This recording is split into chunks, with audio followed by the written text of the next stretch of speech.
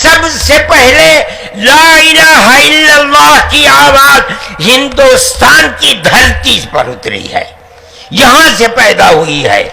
سب سے پہلے منو نے اوم کی عبادت کی ہے۔ اوم ایک ہے، اللہ ہے، ایک ہے، اس کا کوئی شریک نہیں ہے۔ میں جو بات کہہ رہا ہوں وہ کہہ رہا ہوں اور صحیح کہہ رہا ہوں، میں نے اس مسئلے پر غور کیا ہے۔ میں یہ کہتا ہوں مسلمانوں کو یہ بات سمجھنی چاہیے، اور یہ دھرم گرو بیٹھے ہیں ان کو بھی یہ بات سمجھنی چاہیے کہ جس طرح اللہ نے سب سے آخری نبی حضرت محمد صلی اللہ علیہ وسلم کو عرب کی سرزمین میں بھیجا ہے، اس کی حکمت ہے، وہ اگر چاہتا امریکہ میں بھیج دیتا، وہ اگر چاہتا ان کو افریقہ میں اتارتا، وہ اگر چاہتا سوئٹزرلینڈ میں اتارتا، وہ اگر چاہتا دنیا کے کسی ملک کے اندر اتارتا، لیکن اس کی حکمت کہ اس نے سب سے آخری نبی، نبیوں کے سردار کو اگر اتارا تو عرب کی سرزمین میں اتارا۔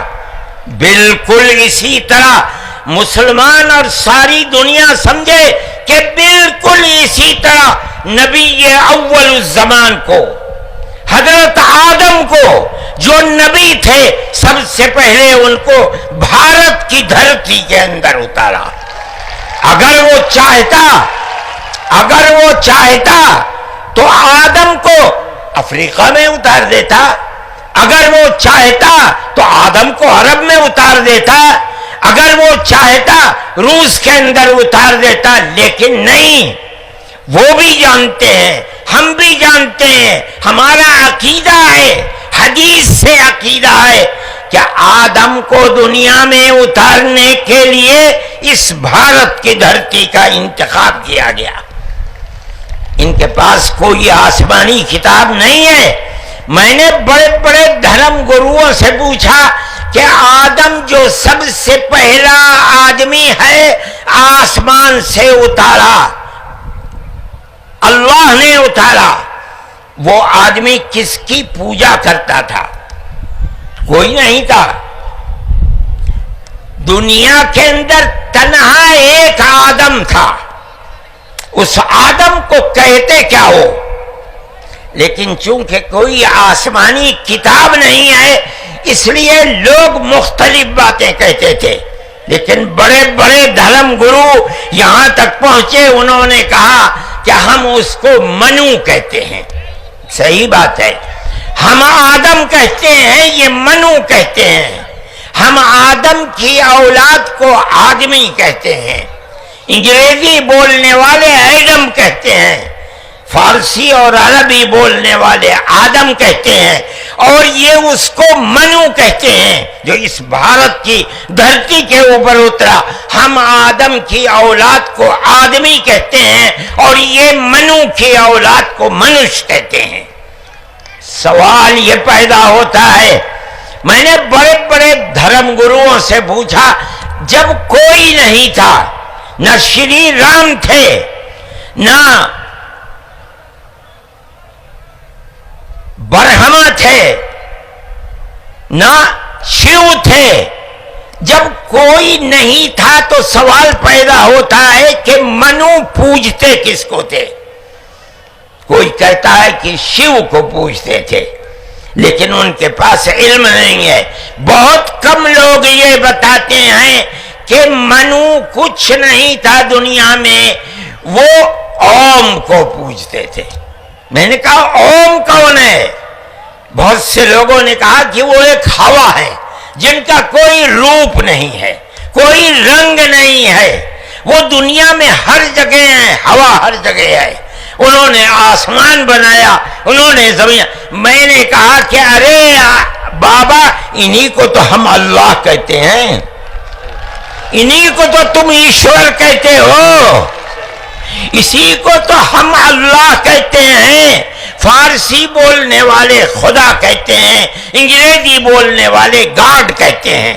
اس کا مطلب یہ ہے کہ منو ایک اللہ، منو یعنی آدم، ایک اوم یعنی ایک اللہ کو پوجتے تھے۔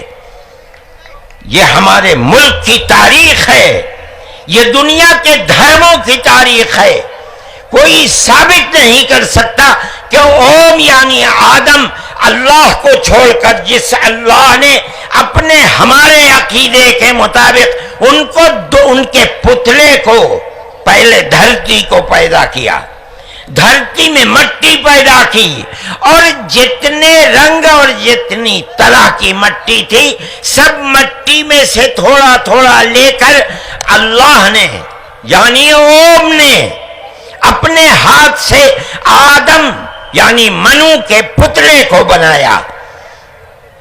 اسی لیے حدیث میں آتا ہے کہ جتنی طرح کی جتنے رنگ کی مٹی تھی آدم کی اولاد، منو کی اولاد، منش کی اولاد اتنے ہی طرح اتنے ہی رنگ کی بدلی۔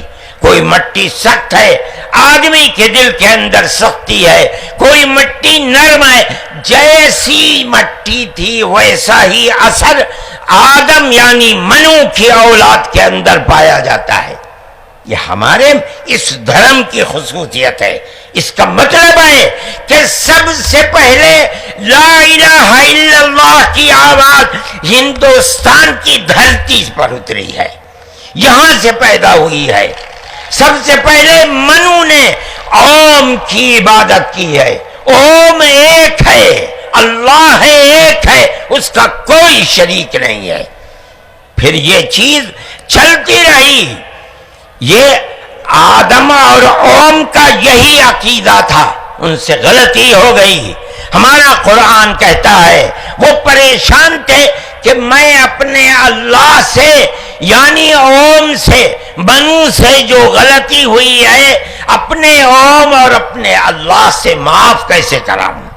قرآن کہتا ہے اللہ نے ان کے دل کے اندر ڈالا، فَتَلَقَّى آدَمُ مِن رَبِّهِ كَلِمَاتٍ فَتَابَ عَلَيْهِ۔ وہ بات کیا تھی؟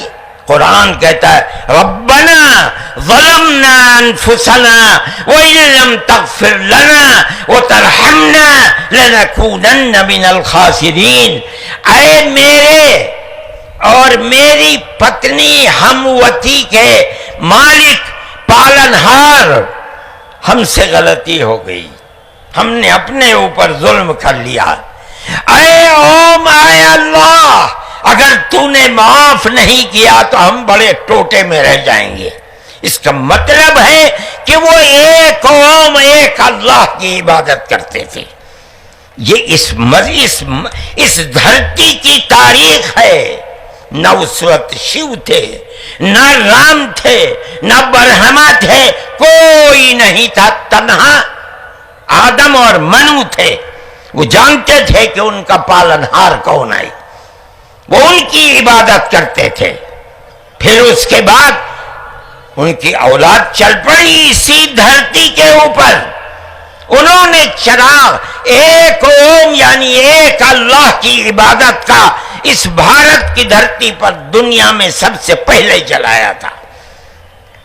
کچھ دنوں کے بعد وہ چلے گئے دنیا سے، اپنی اولاد کو یہ سبق دے کر گئے۔ ان کی اولاد جانتی تھی کہ پالنہار کون ہے۔ قرآن کے اندر دو بھائیوں کا ذکر آتا ہے، آدم کی اولاد، ایک دوسرے میں لڑائی ہو گئی۔ ایک نے کہا لاقتلنک، میں تجھے جان سے مار کر ہی دم لوں گا۔ یہ دنیا کے اندر ہمارے آقا حضرت محمد صلی اللہ علیہ وسلم فرماتے یہ دنیا میں سب سے پہلا قتل ہے۔ دوسرے بھائی نے کیا کہا؟ لئن بسطت الی یدک لتقتلنی ما انا بباسط یدی الیک لاقتلک۔ اے بھائی، اگر تو مجھے قتل کرے گا، ہاتھ بڑھائے گا، میں تو تجھے قتل کرنے کے لیے ہاتھ نہیں اٹھاؤں گا۔ کیوں؟ کہتا انی اخاف اللہ رب العالمین، میں اس اللہ سے، اس اوم سے جو سارے جہان کا پالنہار ہے، مجھے تو ڈر لگتا ہے۔ یہ کس نے بتایا کہ اللہ ہے اوم اور وہ ساری جہان کا پالنہار. یہ وہی ہے جو باپ نے بتایا تھا، منو نے بتایا تھا، آدم نے سکھلایا تھا.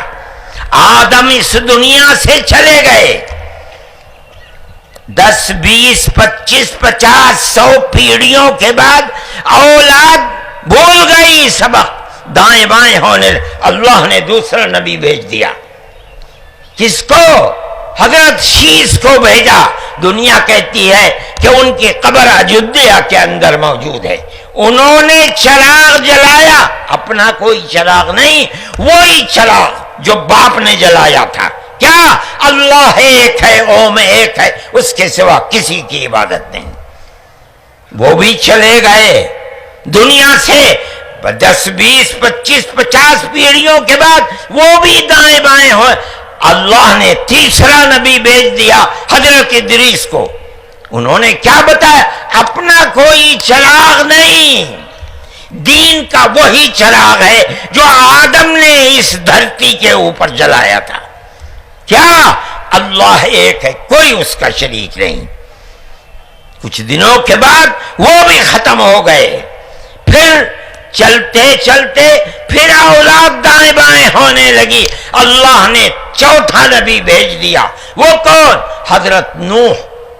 اس کو یہاں کے ہمارے برادران وطن کہتے ہیں، جو پڑھے لکھے لوگ ہیں وہ کہتے ہیں دوتو نبی، دوتی منو، دوسرے منو. کیا مطلب؟ انہوں نے 950 سال وہی چراغ جلایا جو پردادا نے جلایا تھا، منو نے اس دھرتی کے اندر جلایا تھا.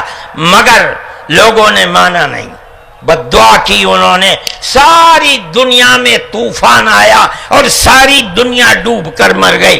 بس ان کے 3 بیٹے جو ان کے ساتھ کشتی میں تھے اور کچھ عورتیں تھیں وہ رہیں. اس کے بعد پھر ان سے نسل چلی. ان کا پیغام کیا تھا؟ قرآن کہتا ہے وَلَقَدْ أَرْسَلْنَا نُوحًا إِلَىٰ قَوْمِهِ فَقَالَ يَا قَوْمِ اعْبُدُوا اللَّهَ مَا لَكُم مِّنْ إِلَٰهٍ غَيْرُهُ. اے میری قوم، ایک اللہ یعنی ایک اوم کی عبادت کرو، اس کے سوا کوئی اوم نہیں ہے.